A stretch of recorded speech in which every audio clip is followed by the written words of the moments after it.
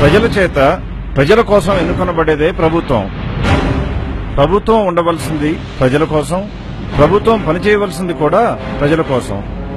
ప్రభుత్వ ఆదాయం అంటే ఏమిటి? ప్రజల వద్ద నుండి వివిధ పన్నుల రూపంలో వసూలు చేసిన మొత్తమే ప్రభుత్వానికి ఆదాయం.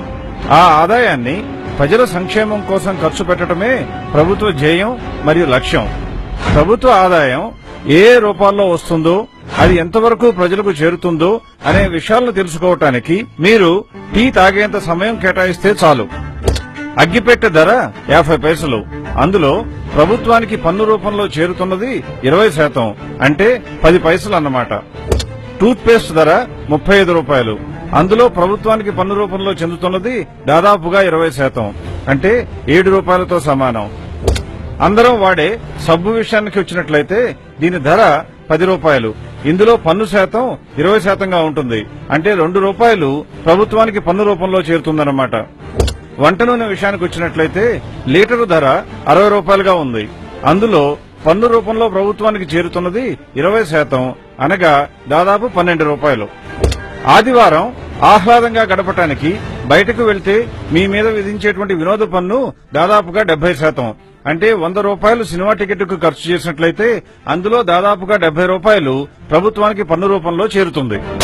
మనం ఉదయం నిద్రలేచిన దగ్గర నుండి రాత్రి నిద్రపోయే వరకు వాడే ప్రతి వస్తువుపై పన్ను, చేసే ప్రతి పనిపై పన్ను, చివరకు మీరు వాడే సహజ వనరులపై కూడా పన్ను విధిస్తూ ఉంటుంది ప్రభుత్వం. ఇన్ని రూపాల్లో ప్రభుత్వం వసూలు చేస్తున్నటువంటి పన్నుల మొత్తం సంవత్సరానికి దాదాపుగా 50 లక్షల కోట్ల రూపాయలు. ఈ మొత్తం ప్రజలకే చెందినటువంటి ప్రజాధనం. సరైన ప్రజాస్వామ్యంలో ఈ మొత్తాన్ని ప్రజలపైన, ప్రజల కొరకు ప్రభుత్వం ఖర్చు చేయవలసి ఉంటుంది.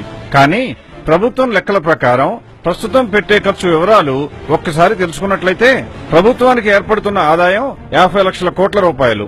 అందులో ప్రభుత్వం ఆస్తుల ఏర్పాటు లేదా వనరుల ఏర్పాటుకై ఖర్చు చేస్తున్న మొత్తం 43,60,000 కోట్ల రూపాయలు. ప్రజల సంక్షేమం కోసం ఖర్చు చేస్తున్నది 10 లక్షల కోట్ల రూపాయలు. అంటే ప్రభుత్వ లెక్కల ప్రకారం లోటు 3,60,000 కోట్లుగా ఉంటుంది.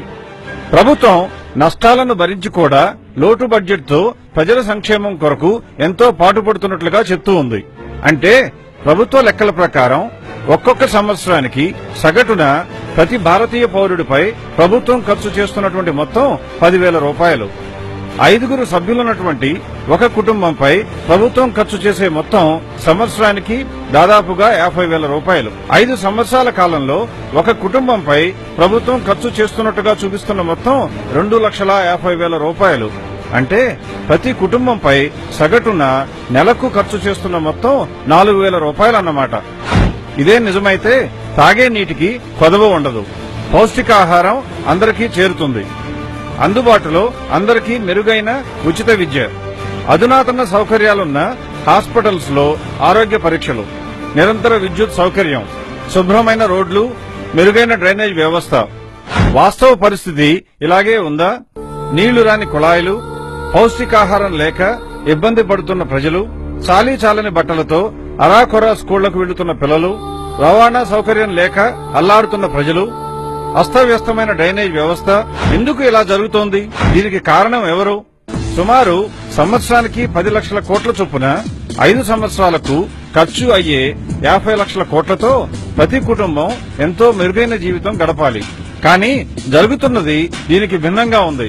దీనికి కారణం ఇన్ని లక్షల కోట్ల డబ్బు ఎక్కడికి పోతోంది?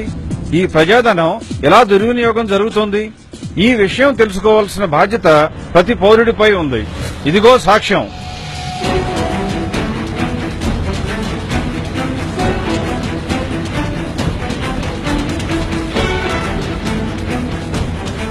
స్విస్ బ్యాంక్ లో భారతీయ నాయకులు, వాళ్ల అనుచరులు దోచుకుని దాచిన సొమ్ము సుమారు 75 లక్షల కోట్ల రూపాయలు.